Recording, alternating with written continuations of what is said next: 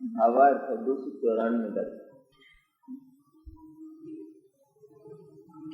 मुक्ति की चर्चा है। मोक्ष किसको कहते हैं और वो कैसे होता है। मोक्ष के लिए अज्ञानी जिस प्रकार के काम करता है उनसे मोक्ष नहीं होता। एक बात तो ये इसमें काफी अच्छी तरह स्पष्ट हो गई, क्योंकि मुक्ति का उपाय सिर्फ इतना बताया आचार्य ने कि आत्मा और बंध इन दोनों को प्रज्ञा से जानकर न्यारा न्यारा करे। उसका नाम क्या है? मोक्ष। मुक्ति के लिए सारा जगत जो भयंकर कर्मकांड करता है, कर्मकांड से मोक्ष नहीं होता। क्या होता है? बंद होता है। कोई बात इसमें है या नहीं? आचार्य ने नहीं कही तो शायद होगी, लेकिन अगर होती तो आचार्य कहते मोक्ष कैसे होता है।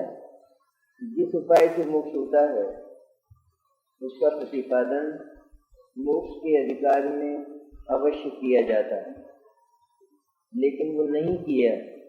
उसका अर्थ यह है कि उससे मोक्ष तो नहीं होता। कितना उपाय बताया कि बहुत सरल उपाय, बहुत सीधा उपाय, आत्मा के साथ निश्चित रूप में बंध तो है, और वह बंध आत्मा का अपना पैदा किया हुआ, और वह जहाँ आत्मा है वहीं है। ये काफी सुविधा की बात रही। बंध का अभाव करने के लिए आत्मा से बिल्कुल दूर नहीं जाना है। बंध का अभाव तो करना चाहते हैं, लेकिन उसके अभाव के लिए सारे काम आत्मा से बाहर करते हैं तो उनका बंध कटता नहीं। बंध जहाँ है वहीं तो उसका अभाव होना है, और जहाँ बंध है उससे जो बंधी हुई वस्तु है वो कोई अलग प्रकार की होना चाहिए। तभी बंध का अभाव हो जाने पर मूल वस्तु रह जाती है, रुक जाती है। जैसे ये अंगुली में किसी ने धागा बांध दिया है बहुत जोर से, और अंगुली में तनाव, क्या उपाय करें? ये तो वो सीधा है, ये तो हमको सबको आता है, इसमें कहाँ दिक्कत? अंगुली में धागा है, बहुत जोर से अंगुली में तनाव है, भगवान की पूजा करे तो ये धागा खुल जाए कि नहीं?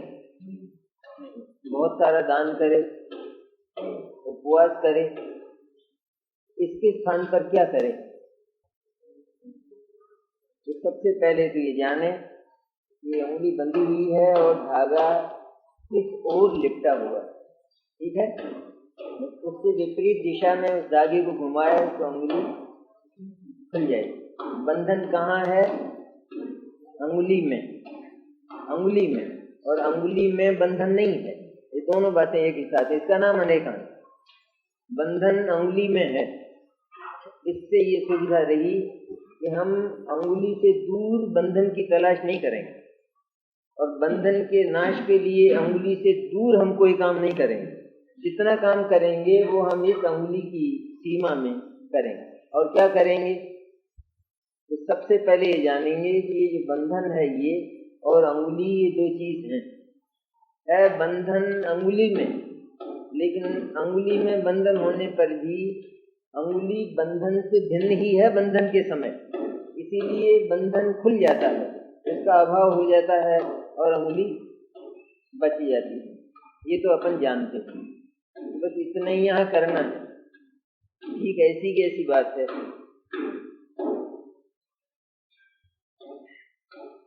भावार्थ है गाथा का। आत्मा तो अमूर्तिक है और बंध सूक्ष्म पुद्गल परमाणुओं का स्कंध है। इसलिए सदमस्त के ज्ञान में दोनों भिन्न प्रतीत नहीं होते, मात्र एक स्कंध ही दिखाई देता है। क्या दिखाई देता है? अज्ञानी को आत्मा तो दिखाई नहीं देता, क्योंकि वो अमूर्ति और सूक्ष्म है, और जो बंध है वो सूक्ष्म परमाणुओं का स्कंध है।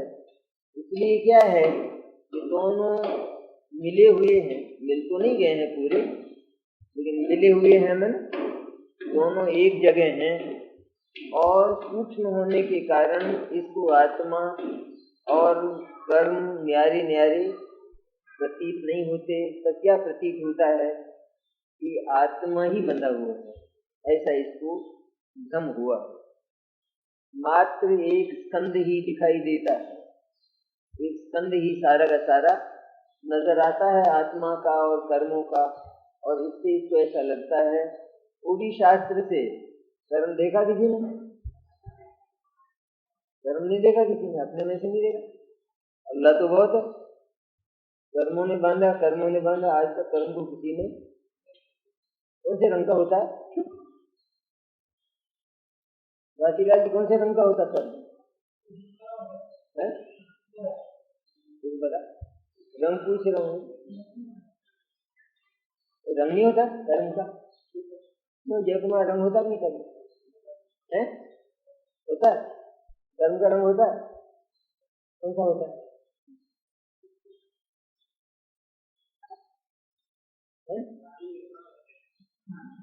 काला होता है, होता जरूर है, पर है ये कह रहा है देखो आप दोनों निमट लोगे, होता नहीं, नहीं होता, ये कहता होता है। और क्यों प्रेम होता नहीं है?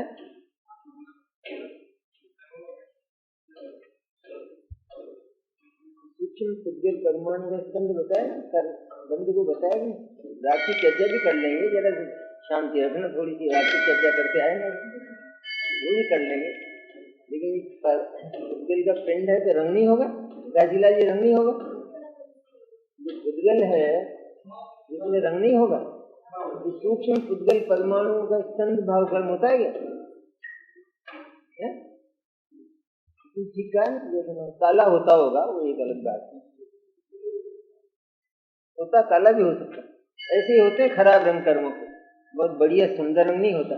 ताता वेदनी का बढ़िया होता है, ताता अच्छी लगती है ना अपने को, ताता वेदनी का रंग भी अच्छा, रस भी अच्छा, सब अच्छा होता है। जैसे आम का रस होता है ना, ऐसे ताता वेदनी का रस होता है। शरबत होता है ना, शरबत जैसे, ऐसे उसका भी रस बढ़िया होता है, तभी तो मजा आता है फिर उसके उदय में। ऐसा होती है वो,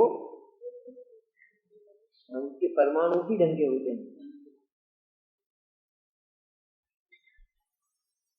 तो आत्मा तो अमूर्तिक है और मन सूक्ष्म पुद्गल परमाणुओं का स्कंध है। इसलिए छद्मस्त के ज्ञान में दोनों भिन्न प्रतीत नहीं होते, मात्र एक स्कंध ही दिखाई देता है, अर्थात दोनों एक पिंड रूप दिखाई देते हैं। इसलिए अनादि अज्ञान है। श्री गुरु का उपदेश प्राप्त करके उनके लक्षण भिन्न भिन्न अनुभव करके जानना चाहिए कि चैतन्य मात्र तो आत्मा का लक्षण है और रागादि बंध का लक्षण है। आ गया ना राग? कैसे पता चलता है दोनों के न्यारेपन का? कि जब तक ज्ञानी का उपदेश नहीं मिलता तब तक इसका पता नहीं चलता। ज्ञानी में सम्यक दृष्टि पुरुष जिसने आत्मा का अनुभव किया है, उसका उपदेश मिले और उसके उपदेश को सुने, उस पर विचार करे, उसका निर्णय करे तो होता है।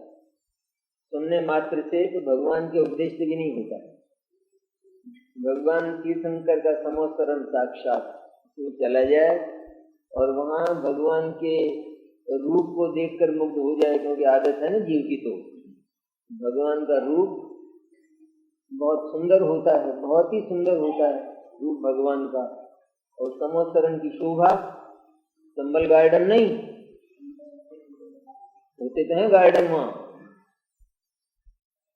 लेकिन समोत्सरण जैसी जो भूमि है जहाँ कष्ट का, शारीरिक कष्ट का तो जहाँ नाम निशान नहीं, समोत्सरण में जाए तो सारी बीमारियां मिट जाएं, सिर दर्द नहीं हो।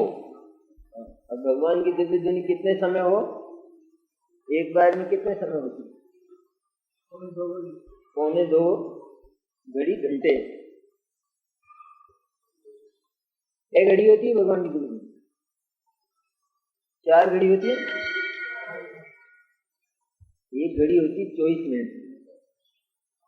तो अपना स्वाध्याय क्या घड़ी का होता है,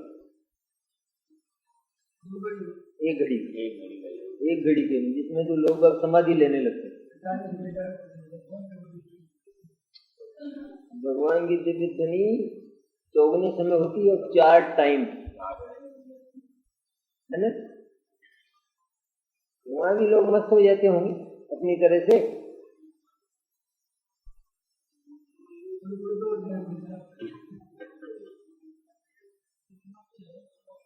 तो वो तो सब होता है,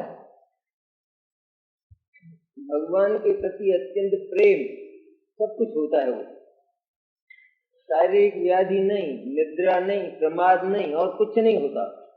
किसी को भगवान के उपदेश में नींद आ जाए तो भगवान की बेइज्जती होगी, ये ऐसा नहीं होता।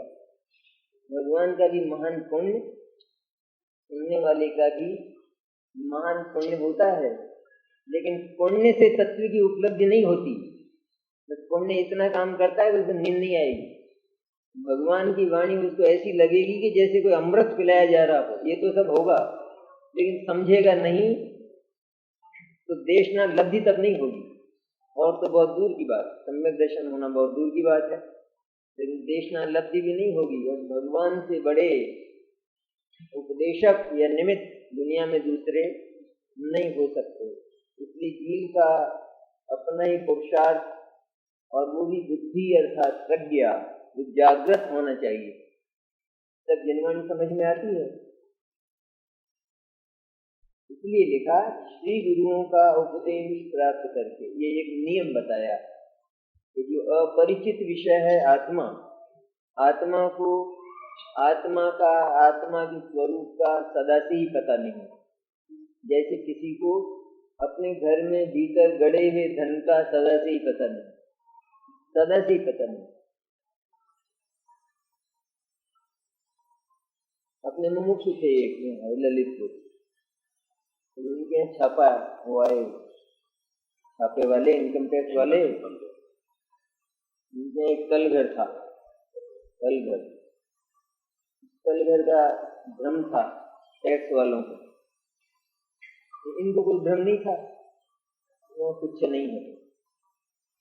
और जब वो गए तो वहां पर लाखों रुपए के नोट मिले, उनसे पूछा कि क्या है, कि मेरे को पता नहीं है, कि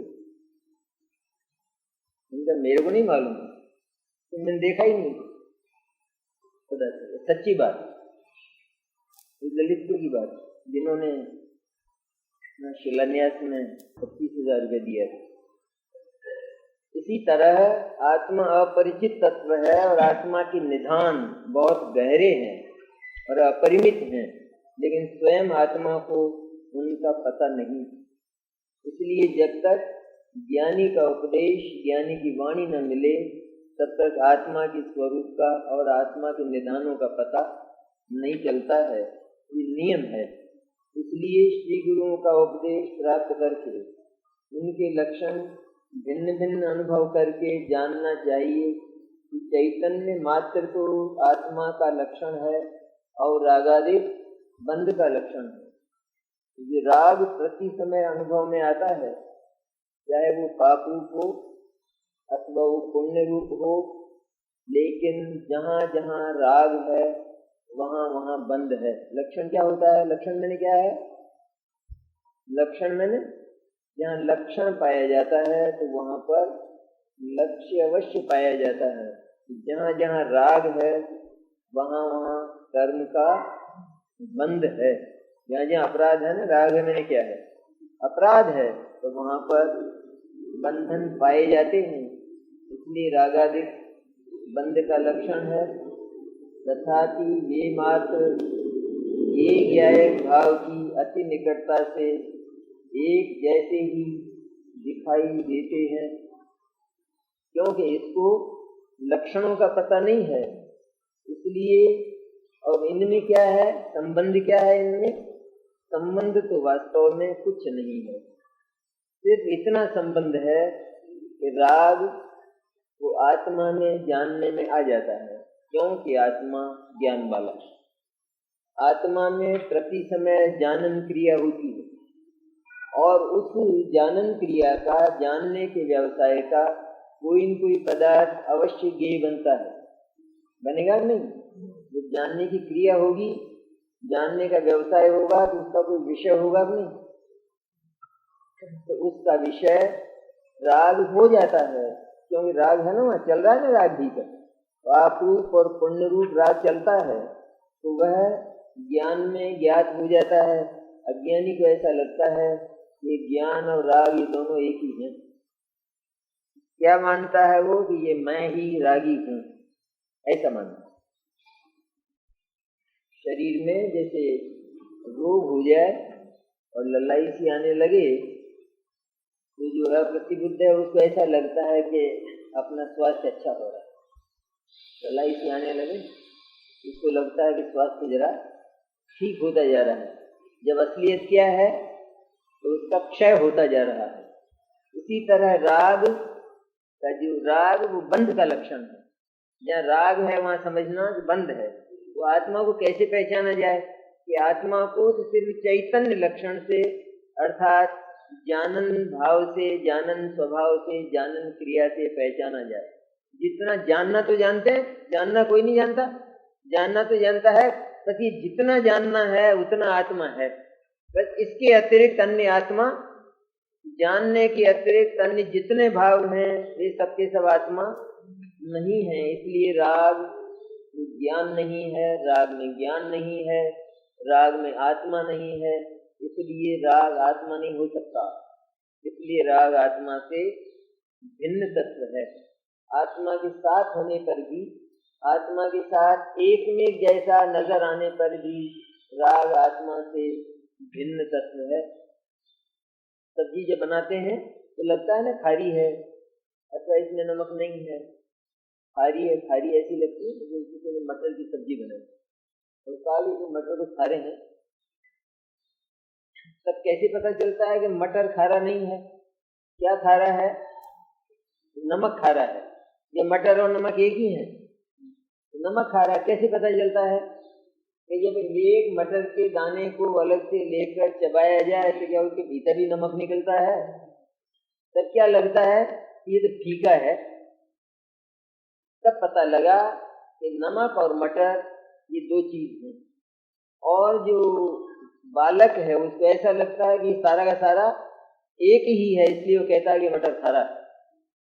इसी तरह ज्ञानी को राग और ज्ञान ये दोनों पास पास रहते हैं। राग ज्ञान में नजर आता है तो उसको ऐसा लगता है कि जैसे ये ज्ञान ही रागी है, ये ज्ञान ही राग को करता है, अर्थात ये आत्मा ही राग का करने वाला। सारे जगत का, सारे जैनियों का बल्कि मानना ऐसा है कि ज्ञान राग को पैदा करता है। और हेतु क्या है उसका रीजन क्या देते हैं, कारण क्या देते हैं? तो देखो, ये जो देखते ही राग होता है, किसी चीज को आंख से देखा तुरंत राग, कोई राग सुना, राग में संगीत स्वर, तुरंत राग होता है। जीभ पर कोई चीज रखी और तुरंत राग होता है, तो ज्ञान से राग हुआ? अच्छा, ज्ञान नहीं हो तो राग हो सकता है? ज्ञान नहीं है तो राग होगा कि नहीं होगा? नहीं होगा। क्यों नहीं होगा? जड़ है। तो ज्ञान ही अगर नहीं है तो फिर वो वस्तु ही जड़ है। लेकिन ज्ञान होगा तो राग होगा या नहीं होगा? आवश्यक नहीं है, क्योंकि अगर ज्ञान राग का उत्पादक हो तो फिर ज्ञान के होने पर राग अवश्य होना चाहिए। ऐसा मुनिराज को होता है। हम लोग भी 5 इंद्रिय के विषयों को देखते हैं और मुनिराज भी देखते हैं, तो उनको होता है, राग होता है। इसलिए ज्ञान वो राग का जानने वाला तो है, लेकिन राग का उत्पादक नहीं है। बल्कि अब भगवान अनंत को ज्ञान है कि नहीं, राग है। इसलिए सच्चाई से देखा जाए तो ज्ञान राग का क्षय करने वाला। जहाँ ज्ञान होता है वहीं संबंध भाव टूटते। राग संबंध भाव है। जहाँ ज्ञान हुआ अर्थात ज्ञान से जब वस्तु व्यवस्था को देखा, सही देखा, तो क्या लगता है सारे ही पदार्थ न्यारे न्यारे हैं, मैं सबसे न्यारा हूँ और एक परमाणु मात्र भी मेरा नहीं है। तो राग टूटेगा, बढ़ेगा। राग में सब आ गया, मोह सब आ गया, मोह राग द्वेष एक ही बात है, सारा रहता है। जहाँ ज्ञानोदय होता है, सही ज्ञान सम्यक ज्ञान होता है, वहाँ पर राग के बंधन टूटते हैं। जहाँ ज्ञान अज्ञान रूप होता है अर्थात राग को और आत्मा को एक जानता है, तो वहाँ पर बंधन जटिल होते हैं। इसलिए श्री गुरुओं का उपदेश या किसी का भी सुनना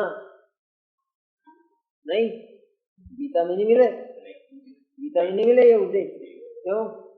बात तो आत्मा की है, उसमें क्या है? आत्मा नहीं मरता, नहीं बोलती गीता है?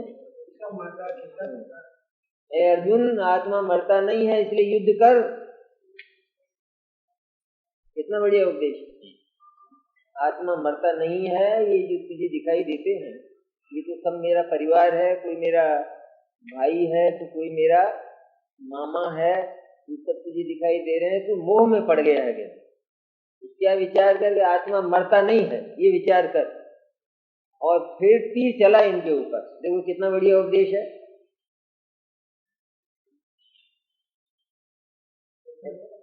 समझदार का उपदेश है। क्या कहता है समझदार? जब कोई मरता नहीं है ऐसा दिखाई देगा, और ये जितने कुछ हैं सब आत्माएं हैं, अजर अमर हैं, तो उन पर तीर चलाया जाएगा। जो मरता नहीं उसे तीर चलाया जाए, उसको मारा जाए, तो तीर बर्बाद होंगे या वो मरेगा? समय सार में ताकत है कि वो सारे उपदेशों का हुआ कर सकता है। कौन सा उपदेश सत्य है, ये ताकत समय सार के तत्व ज्ञान की है। दुनिया के जितने भी दर्शन हो, मतांतर हो, समय सार 1 मिनट में पता लगा लेगा ये कितनी गहराई में है, ये सच्चाई कितनी। ये गुरुओं का, ज्ञानियों का, जिन्होंने आत्मा का अनुभव करके आत्मा के आनंद को पिया है, विलक्षण आनंद आत्मा का, उसका अनुभव जिनने किया है, उनका उपदेश एक बार प्राप्त किया जाए। सभी समान नहीं है, उनके लक्षण भिन्न भिन्न अनुभव करके जानना चाहिए कि चैतन्य मात्र को आत्मा का लक्षण है और रागादि बंध का लक्षण। भीतर दुख होता है ना, जैसे अथाता दुख है 1 मिनट के लिए, अथाता से भीतर कष्ट बहुत अनुभव होता है ना। कोई व्याधि होती है तो अपने को दुख होता है नहीं, दुख, तो वो दुख पसंद है अपने को। उस दुख को और अपने को अपन भीतर से भिन्न भिन्न जानते हैं कि एक मिनट जानते हैं?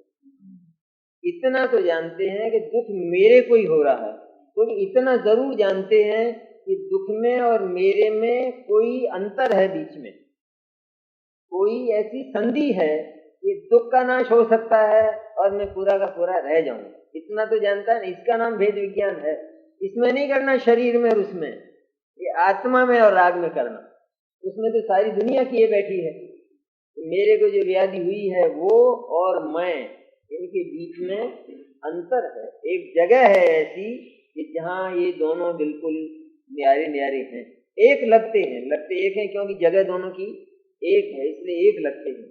इसी तरह राग वो बंध का लक्षण, कष्ट का लक्षण है। जहाँ जहाँ राग है, चाहे वो पुण्य हो, लेकिन पुण्य और पाप ये दोनों के दोनों इसलिए कष्ट हैं क्योंकि आत्मा को छूते नहीं।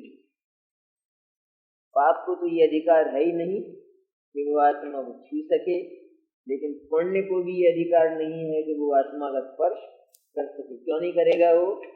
क्योंकि आत्मा ज्ञान है, पुण्य अज्ञान है। तो पाप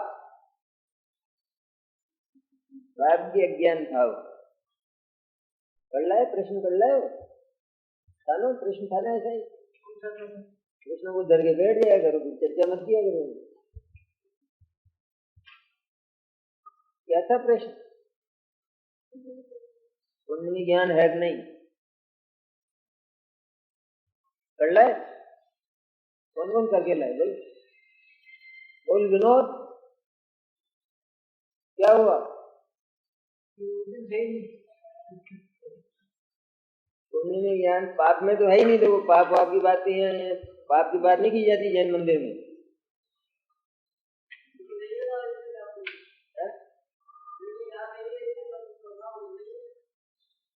क्या था?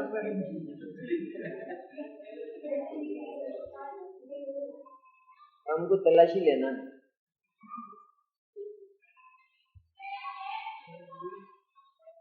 नहीं, ये जैन धर्म ऐसा है क्या? हाँ नहीं है साहब, नहीं है क्या? क्यों नहीं है? ये सुन लिए और याद कर लिए, उसका नाम नहीं है सात तत्व का ज्ञान।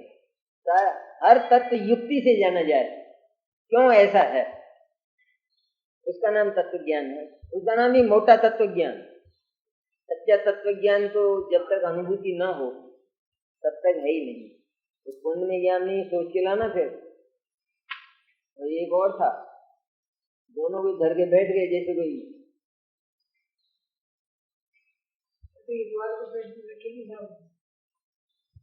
यहाँ हो जाए सभा में, क्या झगड़ा है?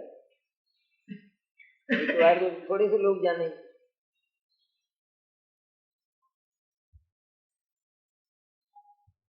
तथापि वे मात्र ज्ञेय ज्ञायक भाव की अति निकटता से एक जैसे ही दिखाई देते हैं। क्या कहा आचार्य ने? राग होता है आत्मा के प्रदेशों में, उधर ज्ञान भी वही है। क्योंकि ज्ञान का काम जानना है, इसलिए वो राग ज्ञान में ज्ञात होता है। कैसे ज्ञात होता है?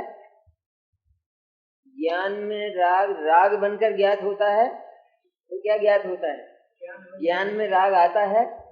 नहीं आता है। तो ज्ञान में राग ज्ञात होता है। ज्ञात होता है मैंने ज्ञान ही ज्ञात होता है, तो ज्ञान में राग आता नहीं है। दोनों तत्व न्यारे न्यारे हैं। एक है जीव तत्व और दूसरा है कौन सा तत्व? बंध तत्व। दोनों कभी भी एक नहीं हो सकते। इसलिए ज्ञान से राग सदा ही न्यारा रहता है, लेकिन क्योंकि ज्ञान का काम जानना है, इसलिए राग ज्ञान में जानने में आ जाता है। अज्ञानी को ऐसा लगता है कि जैसे ये मैं ही रागी हूं, ऐसा लगता है। तथापि वे मात्र ये ज्ञायक भाव की अति निकटता से एक जैसे ही दिखाई देते हैं। इसलिए तीक्ष्ण बुद्धि रूपी छैनी को, जो कि मैंने भेद कर भिन्न करने का शस्त्र है, उसे उनकी सूक्ष्म संधि को ढूंढकर उसमें सावधान होकर पटकना चाहिए। तो जैसे जिन लिखी है भाषा, तीक्ष्ण बुद्धि रूपी छैनी है पास में, तो लानी पड़ेगी कहीं से। तीक्ष्ण है नहीं? तीक्ष्ण नहीं है, कहते मोटी है, तो तीखी कैसे करना? तीखी कैसे होती? पता नहीं होगी। बुद्धि तो मोटी है ना अपनी, कि बारीक भी है। मोटी बारीक बुद्धि कब हो जाती है वो बारीक? जब कोई गरज का विषय होता है तो जो बुद्धि है वो तीक्ष्ण हो जाती है। जब कोई स्थूल विषय होता है, अपने मतलब का नहीं होता, तो वहां बुद्धि हमेशा स्थूल रहती है ना। जैसे एक तो अपने नुकसान का प्रकरण हो अथवा लाभ का प्रकरण हो, एक किसी दूसरे के लाभ और नुकसान का प्रकरण हो, तो जब वो अपने लाभ और नुकसान की कोई बात हमको कहता है कि आप मेरी मदद कीजिए, तो हमारी बुद्धि वहां पर मोटी। और जहाँ अपने लाभ हानि का प्रकरण हो, वहां पर वहां पर भीतर जाती है कि नहीं, यदि नुकसान नहीं हो जाए कहीं।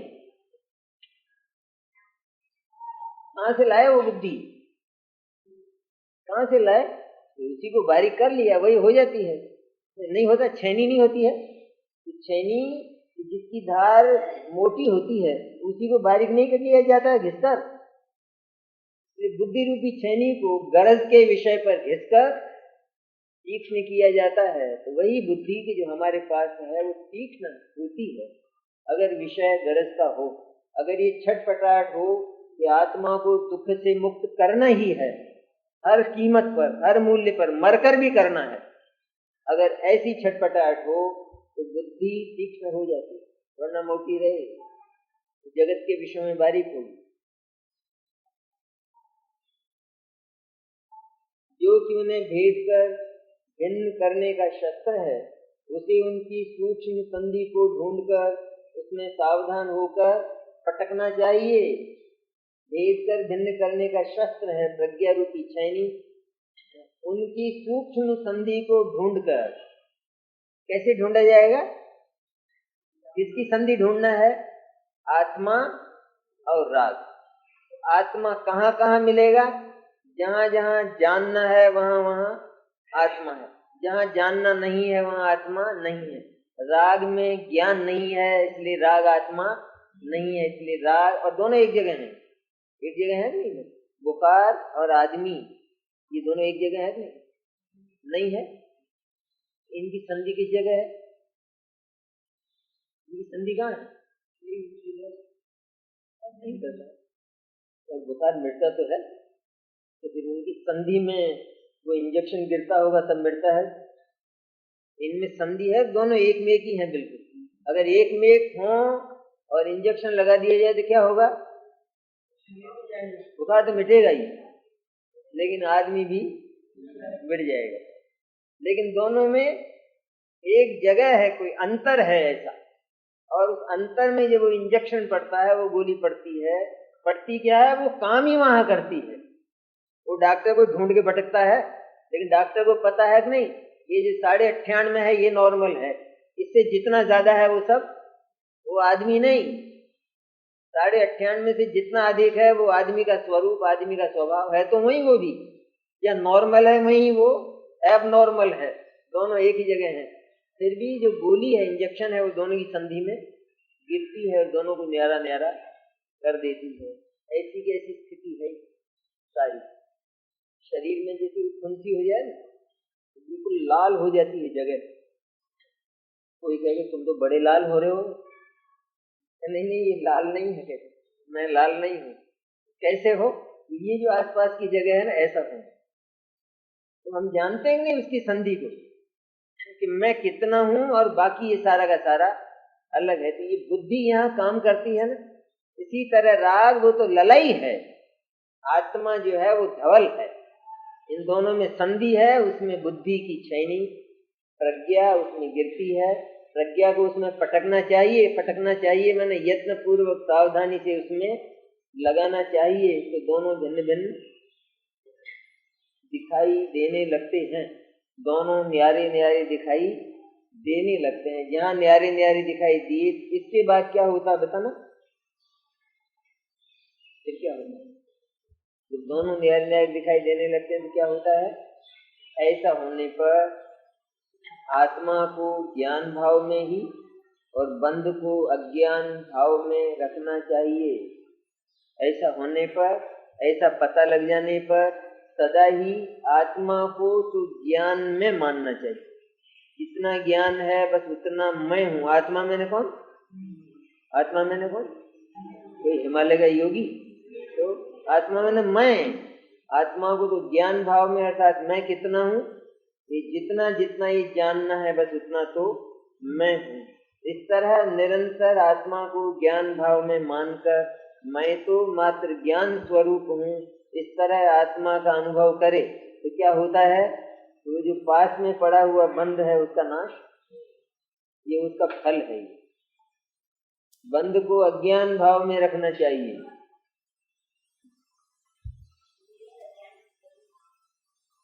अज्ञान भाव मैंने जो जानता नहीं है, जिसमें जानना नहीं है, अर्थात जो आत्मा नहीं है। हिंसा, झूठ, चोरी, कुशील, परिग्रह का भाव है ना, हिंसा, हिंसा 5 पाप है ना, ये अज्ञान भाव है। और अहिंसा कौन सा भाव? सोच के बोलना जरा, समाज बहुत बड़ा है। अहिंसा का भाव क्या है? अहिंसा, सत्य, चौर्य, ब्रह्मचर्य, अपरिग्रह। अपरिग्रह का भाव क्या है? ज्ञान भाव। पुण्य भाव है कि नहीं? पुण्य भाव। महाव्रत, समिति, गुप्ती, 28 मूल गुण का भाव क्या है? चोट लगती है एकदम, हार्ट फेल होता है एकदम।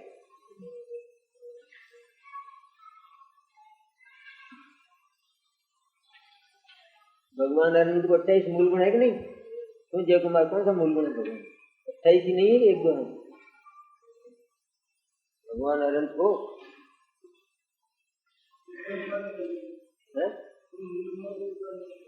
मूल गुण से ऊपर का आसमान में चले गए, एक दो तो होंगे। मुझे नहीं मालूम, ये फालतू बात है, तुम बारीक बातें करे। मेरा दिमाग तो मोटा है। भगवान को 28 मूल गुण है कि नहीं, 5 महाव्रत है कि नहीं, 5 समिति है कि नहीं, 3 गुप्ती है कि नहीं? भगवान को नहीं है, भगवान नहीं होंगे फिर वो। क्या हुआ, वो बढ़ गया कि रहे ही नहीं? भगवान को 28 मूल गुण बढ़ गए या रहे ही नहीं? बिल्कुल रहे ही नहीं। इनके नहीं रहने पर भगवान बने, ऐसा अर्थ निकला। इनके नहीं रहने पर, अर्थात इनका अभाव होने पर, इनका नाश होने पर भगवान बने। तब फिर ये भगवान बनने के साधक हुए, बाधक हुए? क्योंकि ये पुण्य भाव है सारा का सारा। वीतराग भाव, जहाँ वीतराग भाव होता है, पुण्य सारा का सारा राग है। भले ही वो मंद हो, लेकिन है राग। उसका नाश हो जाने पर वीतराग भाव प्रकट होता है। तो जो राग है वो वीतराग भाव का साधन हो सकता है। राग वीतराग भाव का साधन भी, जो उस साधन से उस साध्य की प्राप्ति होती है। इसलिए अगर ये साधन हो तो इसको बढ़ाया जाए और साध्य की प्राप्ति होगी। लेकिन क्या होता है, साध्य जो वीतराग भाव है उसकी प्राप्ति होने पर ये तो बिल्कुल ही जाता रहता ही नहीं है। इसलिए साधन भी नहीं। भगवान ईया समय से चलते हैं नहीं? ईया समय से क्यों कैलाश जी? तो यूं ही चलते हैं अंधाधुंध।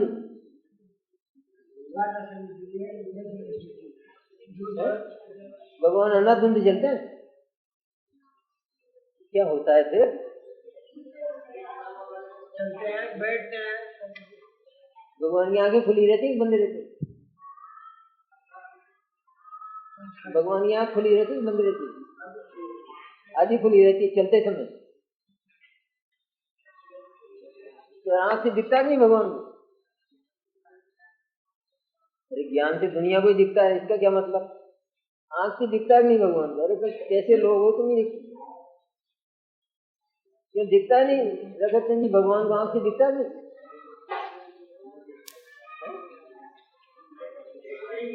तो ये पोले निकल रही हैं, सभा की पोले हैं ये। टाइम हो गया, सो जाना फिर कभी।